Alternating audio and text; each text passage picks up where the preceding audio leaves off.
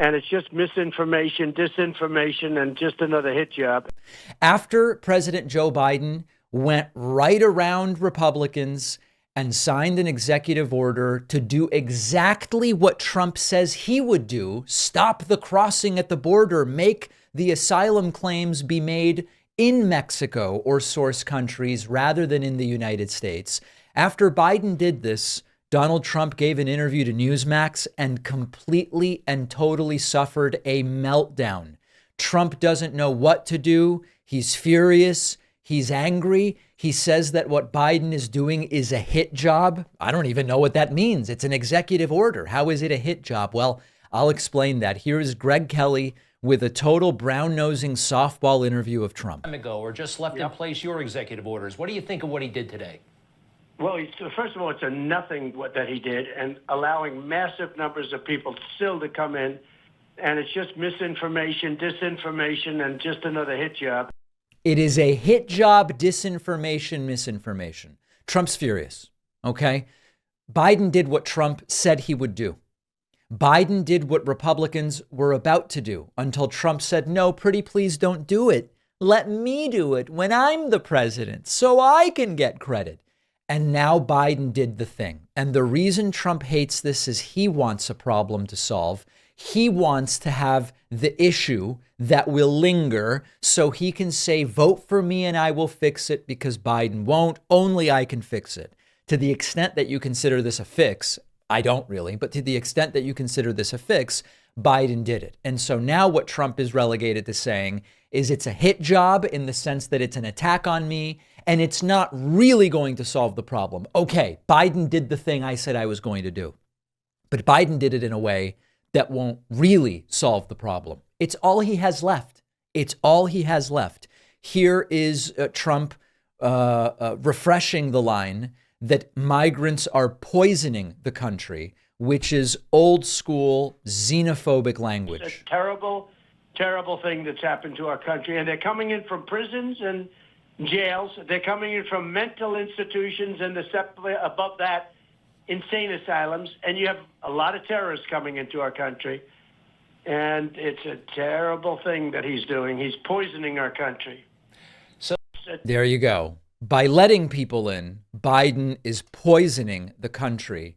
Old xenophobic language used against so many different groups, migrants from different countries, whatever is fashionable at the time. Sometimes it's the Jews that are poisoning. Sometimes it's migrants from the Middle East, or maybe it's from Mexico, or maybe it's further south in Latin America. Trump also rehabilitated. They're not like they lived up. I used to check it every week. What on earth? Are they buying? I don't even know where that came from. That was very weird. Trump also reminding us he may imprison his political opponents if he becomes president. But wouldn't it be terrible to throw the president's wife and the former Secretary of State? Think of it, the former Secretary of State, but the president's wife into jail. Wouldn't that be a terrible thing? But they want. What on earth is this guy talking about? Do it. So, it's a terrible, terrible path that they're leading us to. And it's very possible that it's going to happen to them. It's possible I will have to imprison them if I become president. That's the point Trump is making. Trump just steamrolled Greg Kelly during this interview. Greg Kelly trying to wrap the interview and just not able to because Trump won't shut up. $100 million. It's wild. With nothing. Mr. President. And he's the one that's the fraud, because he said a house that's worth $1 billion or more is worth $18 million. Everyone's trying to figure it out. You buy a.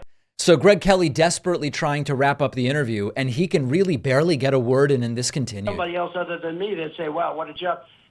We won every primary in a record.